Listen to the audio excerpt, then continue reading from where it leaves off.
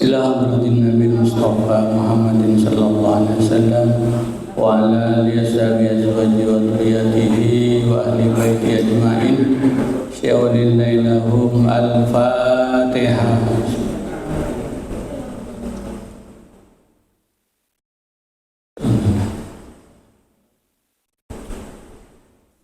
Ila hadratin Sultan Auliya Syekh Muhyiddin Abdul Qadir Jilani Qaddasallahu sirrahu wa ila hadratin Muqaddim Syekh Abdullah Barak bin Muhammad khususan Syekh Ahmad Shahibul Wafadil Arifin Al-Fatihah.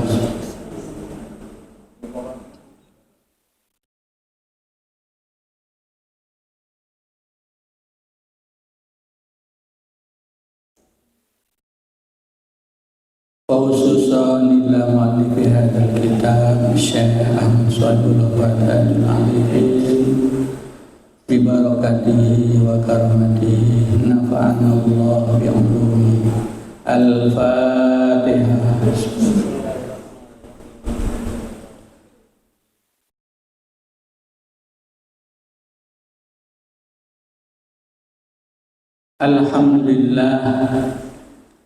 Alhamdulillahilladzi faddalana bil ilmi wat tuqa linakuna minadz zakirin. Asyhadu an la ilaha illallah wahdahu la syarika lah wa asyhadu anna Muhammadan abduhu wa rasuluh. Allahumma salli wa sallim wa barik ala sayyidina wa maulana Muhammad wa ala alihi wa ashabihi wa man tabi'ahum ila yaumil qiyamah. Amma ba'du, ilahi anta maksudi wa ridhaka matlubi adini mahabbataka wa ma'rifataka.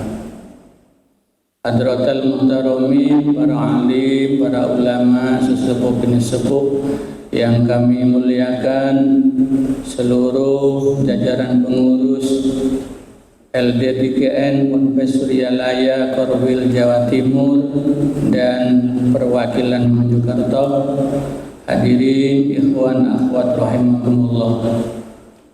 Pertama-tama kita panjatkan syukur kehadirat Allah Subhanahu wa taala yang mana pada malam hari ini kita masih diberikan kesehatan, diberikan sehat walafiat tanpa kekurangan suatu apapun, sehingga kita masih bisa melaksanakan salah satu rutinitas kita, yaitu ngopi bareng. Jadi bukan ngopi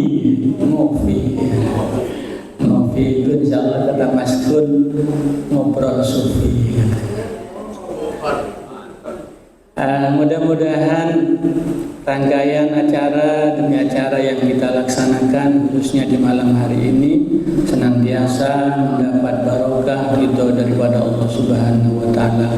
Allahumma amin. Ikhwan akhwat rahimakumullah.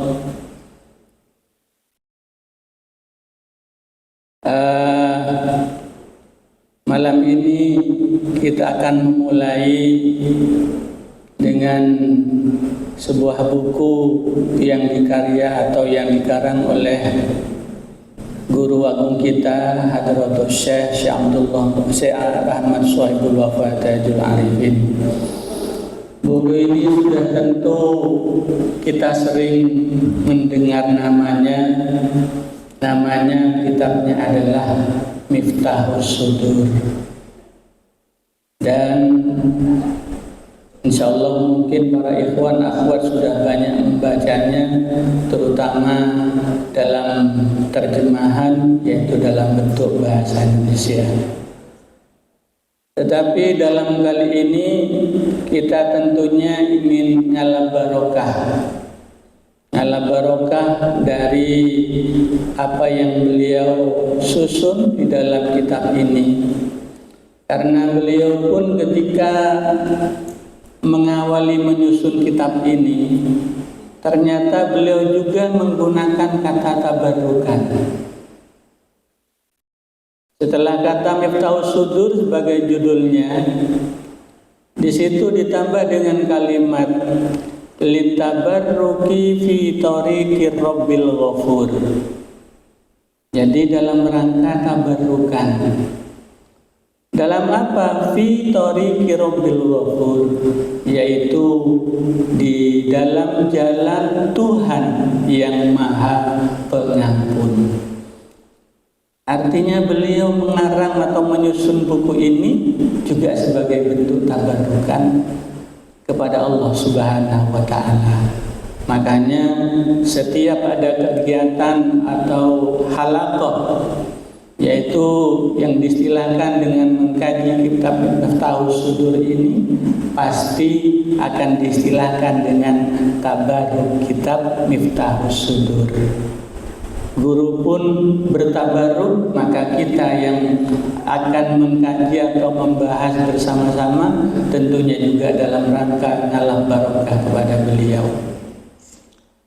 Tetapi ketika beliau menyatakan dengan kata litabarruk fi tariqir rabbil ghafur, yaitu dalam rangka tabarukan, sebenarnya apa sih makna dari tabarukan itu?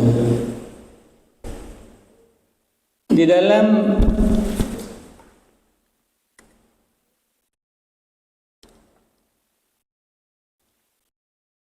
dalam kitab yang disebut dengan Riyadul Ashab fi Syarfi Umdatil Ahkam, disebutkan bahwa tabarukan itu atau barokah itu aziyadatu minal khairi wal karamati wa taksiru minha, walakin bimakna as-sabat ala dzalik. Apa maknanya? Barokah itu tambahan kebaikan. Jadi kalau kita mengatakan sesuatu itu barokah untuk kita, berarti di dalam sesuatu itu ada nilai kebaikan untuk kita, untuk kehidupan kita, untuk ibadah kita. Yang kedua, wal karomah, ada kemuliaan yang ditimbulkan dari hasil barokah yang ditimbulkan. Tetapi selama ini banyak orang mengatakan bahwa barokah itu dipandang sesuatu yang menimbulkan bentuk materi. Jadi orang mengatakan barokah itu dinilai dengan bentuk materi. Padahal hakikat dari barokah dan hakikat dari barokah itu bukan sekedar berujung pada materi, tetapi pada nilai kebaikan dan kemuliaan yang ada pada jiwa seseorang yang memperoleh daripada barokah itu. Wa taksir, dan yang ketiga apa? Semakin banyak dalam hal apa? Nilai kebaikannya, nilai kemuliaannya. Dan kemuliaan serta kebaikan yang semakin banyak itu terus menerus, ya, terus menerus. Jadi menetap. Makanya keadaan ini dalam pengertiannya yang menetap, artinya terus menerus, ziyadatul khair, ziyadatul karamah, terus seperti itu. Nah, itulah yang dimaksud dengan tabarukan. Nah, pengarang sahabat juga sama, ingin bertabaruk dengan kitab Miftahus Sudur ini, yaitu kepada Allah Subhanahu wa Ta'ala. Al-Majmu' min kalamil ulama'il kibar. Dan buku atau kitab Miftahus Sudur ini merupakan kumpulan-kumpulan dari perkataan-perkataan ulama-ulama yang besar. Jadi kumpulan daripada apa yang telah disampaikan oleh ulama-ulama besar. Makanya kalau kita membaca baik di terjemahnya, banyak sekali ungkapan-ungkapan ulama yang dicantumkan oleh pengarang sahabat sebagai bentuk daripada penyempurnaan di dalam keilmuan, khususnya di dalam berthariqah ini. Kemudian yang kedua, ada sesuatu yang perlu kita cermati juga. Beliau mengatakan jama'ahul fakir ila afi rabbil qadir. Buku ini disusun oleh Al-Fakir. Jadi Pangarsabah menggunakan istilah dirinya dengan bentuk Al-Fakir. Tapi fakirnya dalam hal apa? Ila afi rabbil qadir, yaitu yang merasa fakir kepada pengampunan Tuhannya yang maha kuasa. Jadi Pangarsabah selalu masih merasa membutuhkan pemaafan daripada Allah. Ini menunjukkan bahwa beliau merupakan seorang wali yang kamil mukamil. Barulah ditambah dengan Al-Had Ahmad Sohibul Wafa Tajul Arifin. Tetapi kemudian apa sih sebenarnya makna fakir? Kok Pangarsabah mencantumkan dengan istilah fakir di sini? Dalam kitab Sirul Asrar, Tuan Syekh mengutip apa yang dikutip oleh Tuan Syekh tentang fakir ini. Walaisal muradu bil fakri al faqrul ma'lum. Yang dimaksud dengan kefakiran itu bukan fakir yang kita ngerti pada umumnya. Kalau kita selama ini mengertikan bahwa fakir itu miskin, melarat, dan lain sebagainya. Tetapi ternyata beliau atau Tuan Syekh memaknai bukan seperti itu. Apa? Walakinnal murad bil fakri al iftiqaru ilallah azza wa jalla. Tetapi yang dimaksud dengan fakir al-iftikor. Apa al-iftikor? Butuhnya seseorang, butuhnya kita kepada Allah Subhanahu wa ta'ala. Artinya apa? Kita tidak memiliki apa-apa. La haula wa la quwwata illa billah. Tidak punya apa-apa kita. Lawang mata yang bisa kita buat untuk melihat, diberikan penglihatan yang memberikan Allah. Hidung yang kita buat untuk mencium, mengaroma, itu pemberian Allah. Pendengaran yang kita gunakan untuk mendengar, itu pemberian Allah. Kalau semua itu dicabut oleh Allah, kita tidak punya apa-apa. Makanya kata Tuan Syekh, al-iftikor ilallah, butuhnya kepada Allah Subhanahu wa ta'ala, itu makna yang pertama tentang al-fakir. Dan yang kedua,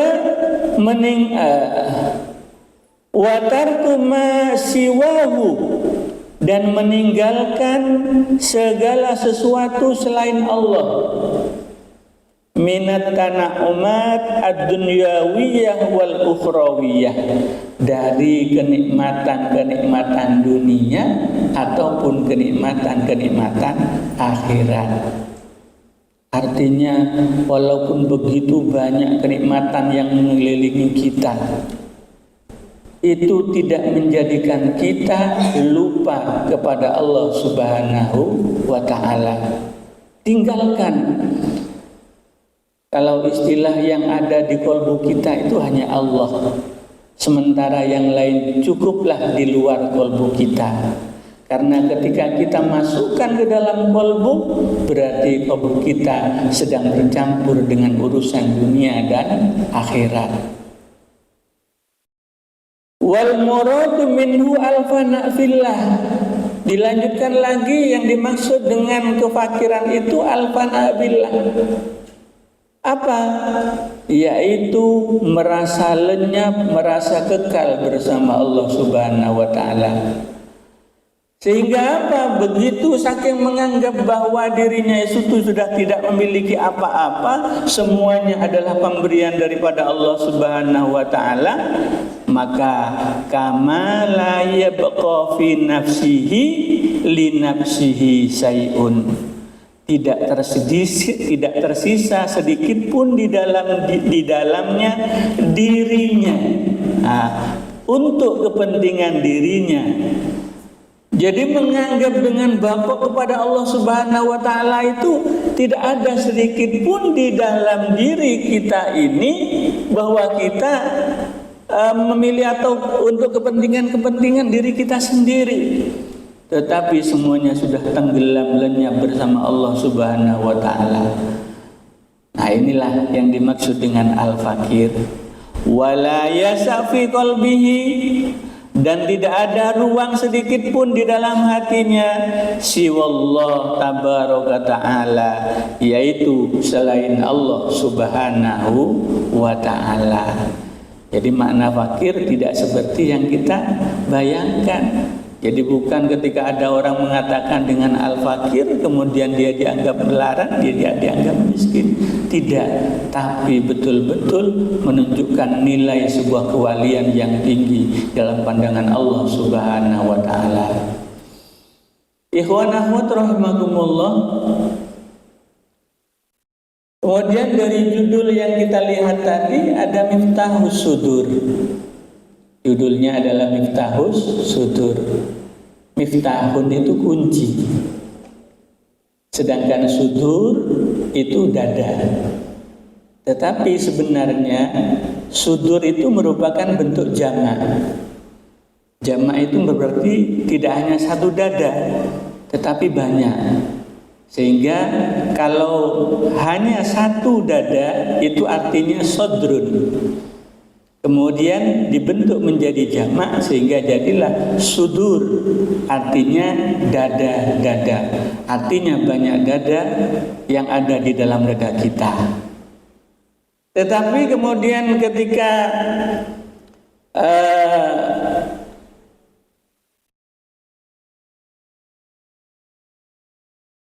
yaitu dibentuk dalam kalimat makna dalam bahasa Indonesianya, kata atau kalimat Miftahus Sudur dimaknai dengan kunci pembuka dada.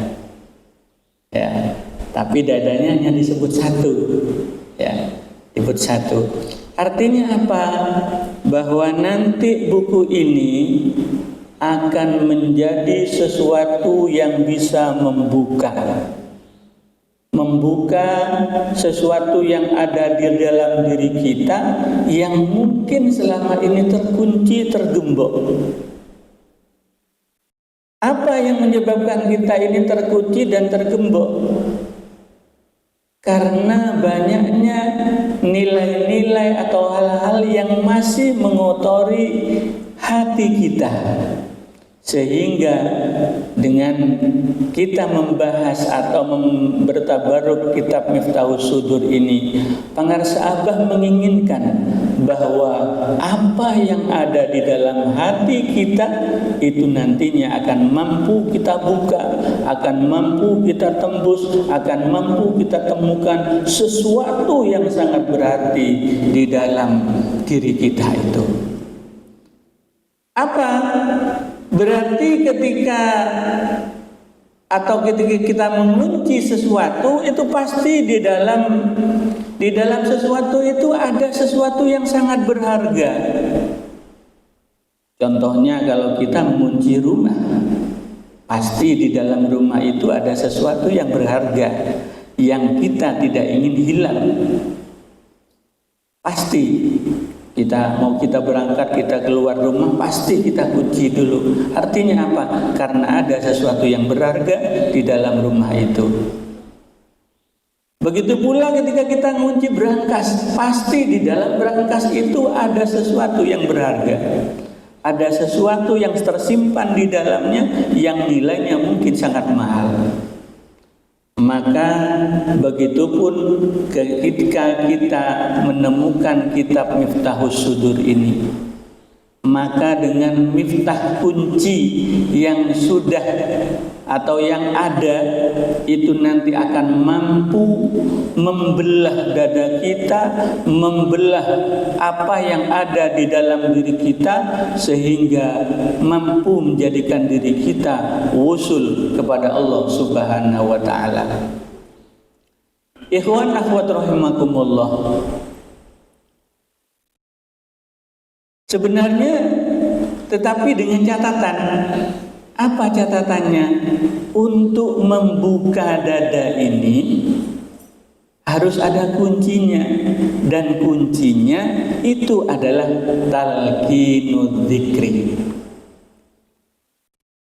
Ketika seseorang belum talqin, maka sama belum punya kunci untuk membuka pintu yang nantinya akan masuk ke rumah dada kita. Maka untuk bisa masuk dan menyelam di dalamnya, menemukan sesuatu yang sangat berarti di dalamnya, itu harus punya kunci tersebut, dan kuncinya itu adalah talqinud dzikri. Maka dengan talqin berarti kita sudah menyimpan kunci. Tinggal bagaimana kita membuka daripada pintu rumah dada kita, yang nantinya tentunya tidak kita akan dibiarkan membuka sendiri, tapi dengan bimbingan seorang guru mursyid. Beda dengan dokter. Kalau dokter ingin membelah, maka dia hanya membutuhkan bukan kunci, tapi sebuah pisau yang kemudian dibelah, dibuka, oh ternyata di dalam dada itu isinya ini, di dalam dada itu ada ini, ada ini. Dia tahu hanya secara medis. Tapi bagi seorang guru mursyid, tidak secara medis, secara spiritual.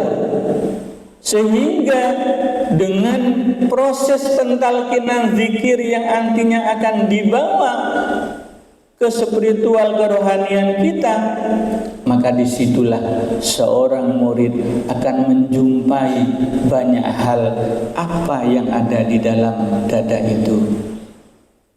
Maka seperti tadi, miftahus sudur artinya kunci pembuka dada, bukan pemuka ya, kurang B-nya. Tetapi yang menjadi pertanyaan kita, mengapa pengersahabat menggunakan kata dada-dada, bukan satu? Memang maknanya di situ diartikan dengan dada, tetapi kenapa kok pengersahabat menggunakan kata sudur? Dan apa yang tersembunyi di balik dada kita ini? Ternyata itu dikaitkan dengan hadis qudsi yang Allah sampaikan. Apa di dalam hadis qudsi itu? Banaitu fi jawfi ibni Adam qasran. Telah aku bangun dalam diri Bani Adam sebuah bangunan. Wa fil qasri sadran. Di dalam bangunan itu terdapat dada. Wa fis sadri qalban. Di dalam dada terdapat kolbu. Wa fil qalbi fuadan. Di dalam kolbu ada fuad. Wa fil fuadi saghofan. Di dalam kolbu ada, di dalam fuad terdapat saghof. Wa fis saghofi lubban. Di dalam saghof terdapat lub. Wa fil lubbi sirron. Di dalam lub atau lubuk hati sirron, ada sebuah sir. Di dalam sir, wa fi sirri ana, dan di dalam sir ada aku. Berarti ada berapa tingkatan? Ada 7 lapisan pintu yang harus kita buka dengan kunci ini untuk bisa masuk wusul kepada Allah Subhanahu wa ta'ala. Lapisan yang pertama namanya sodar. Kalau ibarat sebuah bangunan, maka bangunan tembok luarnya itulah sodrun. Kalau kita ibaratkan sebuah bangunan. Kemudian dari bangunan yang mengelilingi secara keseluruhan di bagian dalam, itulah yang disebut dengan kolbun. Dan di dalam bangunan rumah itu tentunya masih ada ruang yang lain. Apa ruang yang lain itu? Ada namanya fuad. Jadi kalau dari dalam rumah masih ada kamar. Nah, kamar inilah fuad. Lebih dalam lagi. Kemudian di dalam fuad ada saghaf. Berarti di dalam kamar itu ada lemari, ada berangkas. Belum masih menemukan sesuatu yang berharga di dalamnya. Setelah saghaf ada lub.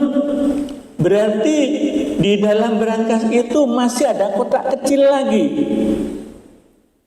yang disebut dengan lub. Kemudian di dalam lub ada sir. Berarti ada lebih kecil lagi sebagai pemungkasnya, di mana nanti akan masuk kepada sesuatu yang disebut dengan ana. Itulah yang mutiara yang kita cari, yang sedang kita sembunyikan di dalam sebuah berangkas yang paling dalam. Nah, inilah lapisan-lapisan yang ternyata di dalam dada.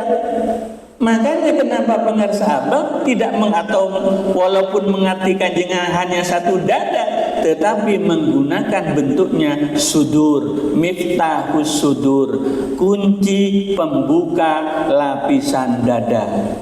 Karena ada 7 lapisan yang harus kita masuki untuk bisa wusul kepada Allah Subhanahu wa ta'ala. Lapisan yang pertama tadi adalah sodrun, dada. Sudah jelas dada di bagian luar kita yang terbungkus dengan dengan tulang-tulang rusuk itu. Itu bagian dada. Setelah dada ada kolbun. Nah, kolbun ini sudah berada di wilayah yang tertutup oleh rongga dada tadi. Selama ini kita masih sering bermain-main di kolbun. Kenapa? Karena pikiran hati kita masih sering berbolak-balik. Kolbun itu dari kata qallaba yuqallibu takliban. Artinya suasananya sering berbalik-balik. Kadang istiqomah, kadang malas. Kadang giat, kadang malas. Segala sesuatu sering berbolak-balik. Makanya kita belum nyampe-nyampe kepada mutiara yang tersembunyi di dalamnya. Kenapa? Karena masih sering kali kita berada di wilayah kolbun ini. Maka dengan kunci yang sudah diberikan oleh pengarsa Abah yang berupa talqinud dzikir, baik dzikir yang pertama dzikir jahar la ilaha illallah dan dzikir khafi dengan dzikir ismudzat, maka itulah yang akan perlahan-lahan sesuatu yang terbolak-balik di dalam kalbu kita ini nanti akan menjadi sesuatu yang mampu kita tembus sehingga bisa masuk ke lapisan-lapisan yang lain. Apa? Yaitu fuad. Nah, fuad adalah mata hati. Ketika seorang setelah melalui proses pensucian kolbunya, maka akan menjadi atau terbentuk di dalam dirinya sebuah fuad yang disebut dengan mata hati. Penglihatan batinnya mulai awas. Sesuatu yang tidak bisa dilihat orang, dia bisa melihatnya. Sesuatu yang sifatnya gaib, yang sifatnya terhijab bagi orang lain, dia sudah mulai terbuka untuk bisa melihatnya. Nah, inilah yang disebut dengan mata hati, fuad. Makanya ketika Rasulullah SAW melaksanakan Isra dan Mi'raj, di situ di dalam ayat disebutkan, maka dzabal fuadu ma ra'a, tidaklah berbohong apa yang dilihat oleh mata hati. Berarti Rasulullah langsung berhadapan dengan Allah Subhanahu wa ta'ala dengan mata kolbunya atau mata hatinya. Setelah ketajaman mata hati terbentuk, maka akan masuk kepada lapisan yang keempat yang disebut dengan saghaf, yang kita maknai dengan hati nurani. Kalau dalam bahasa Arab sering disebut dengan domirun. Domirun itu hati nurani. Makanya ada ungkapan sal domiroka, tanya kepada hati nuranimu. Artinya apa? Ketika kita dalam suatu kebingungan memilih, maka sal domiroka, bertanyalah atau tanyalah kepada hati nuranimu. Karena itu sudah merupakan lapisan yang berada tidak sekedar di bawah kolbu, tapi sudah lapisan yang keempat. Maka hati nurani ini yang akan terus menuntun perjalanan seorang murid yang tentunya selalu dalam pengawasan seorang mursyid.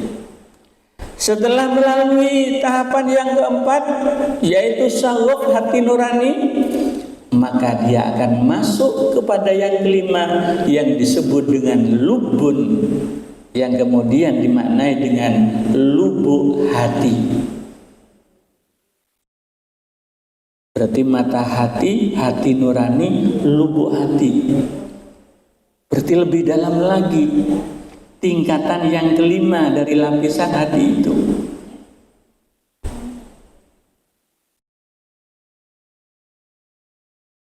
Ada di dalam doa yang biasanya kita baca di waktu subuh.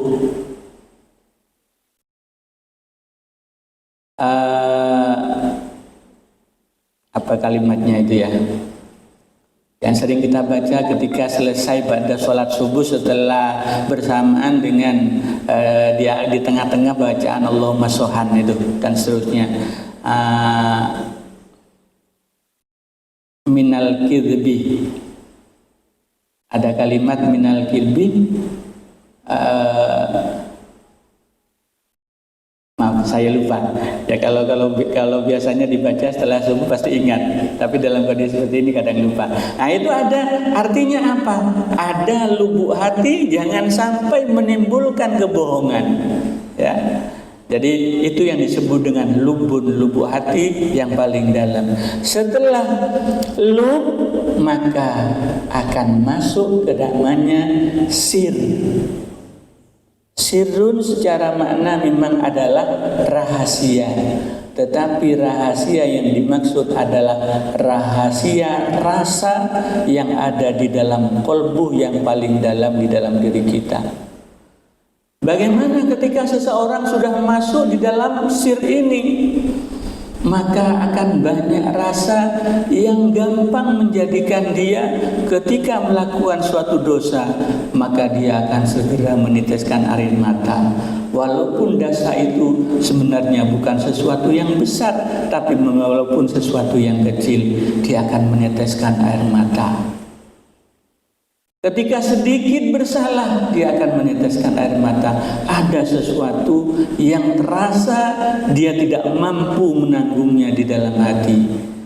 Dan di dalam rasa inilah nanti akan sampai kepada titik puncak yang terakhir, yaitu anak yang hakikatnya anak itu adalah Allah Subhanahu wa ta'ala. Maka ketika seseorang sudah melewati daripada perjalanan tadi, inilah merupakan perjalanan wusul kepada Allah yang dengan dikir jahar, dikir khafi, itulah yang nanti akan kita terjang dan akan kita terus berjalan dengan segala bimbingan guru mursyid, dari sodar yang tadi dada masuk ke kolbu kita lewati masuk kepada fuad kita lewati masuk kepada saghaf kita lewati masuk kepada lub kita lewati masuk kepada sir. Disitulah akan bertemu dan wusul kepada Allah Subhanahu wa ta'ala. orang untuk menjalani tahapan usul ini tidak akan bisa sampai kepada anak, yaitu Allah Subhanahu wa taala, kalau tidak melalui talqinul dzikri. Kenapa? Karena dengan talqin dzikir itulah pintu gerbangnya untuk masuk, bisa wusul, melewati jembatan-jembatan, lapisan-lapisan untuk bisa wusul kepada Allah Subhanahu wa taala ini. Dan inilah sebagaimana yang juga difirmankan oleh Allah dalam hadis qudsi, kuntu kanzan makhfiyan. Aku adalah pembendaharaan yang tersembunyi. Fa'ahbabtu an u'rafah, maka aku ingin dikenal. Fa khalaqtul khalqa likai u'rafah, lalu kuciptakan makhluk agar aku dikenal.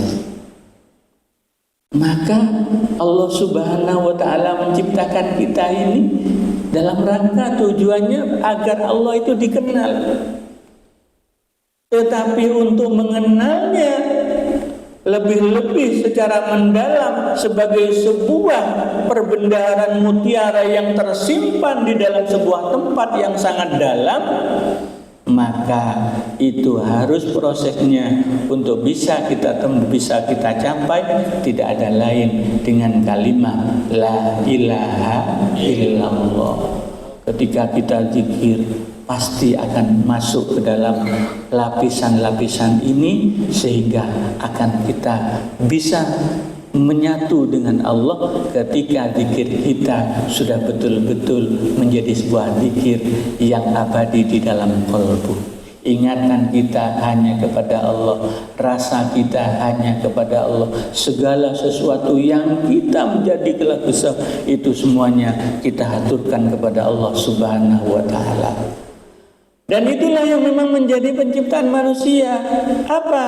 Wa ma khalaqtul jinna wal insa illa liya'budun. Tidak aku ciptakan jin dan manusia kecuali untuk beribadah kepadaku. Ibadah hanya tidak sekedar sholat, ibadah tidak sekedar puasa, ibadah tidak sekedar sholat, tidak sekedar zakat haji, tapi ada ibadah yang mampu mengantarkan kita bisa wusul kepada Allah Subhanahu wa taala, yaitu dengan zikir kepada Allah dengan sebanyak-banyaknya. Dan kita semuanya sudah diberikan kunci oleh pengersa Allah. Tinggal bagaimana kita istiqomah, tinggal bagaimana kita terus mengamalkan, mengamankan dan melestarikan kalimat la ilaha illallah, sehingga pada akhir dan puncaknya kita bisa menemukan sebuah kanzan makhfiyan, yaitu sebuah perbendaharaan yang tersembunyi, sebuah mutiara yang tersembunyi di dalam lubuk kita yang paling dalam, yaitu di mana Allah Subhanahu wa taala. Kalau Allah sudah ada di dalam hati kita, Allah ada di dalam kalbu kita, maka tidak akan ada bedanya antara kita susah dengan senang. Tidak akan ada bedanya antara kita kaya ataupun miskin, karena semuanya sudah akan ada di dalam ketenangan. Makanya disebutkan di dalam ayat Al-Quran, ala bidzikrillahi tatmainnul qulub. Ketahuilah hanya zikir, dengan zikir kepada Allah maka hati kita akan menjadi tenang. Kita cukup bahas judulnya saja dulu hari ini. Mudah-mudahan apa yang kita pelajari hari ini, apa yang kita bahas, kita kaji hari ini menjadi ilmu yang barokah, manfaat fid din wad dunya wal akhirah. Bi barakati karamati Syekh Ahmad Shuaibul Wafatajul Arifin. Al-Fatihah.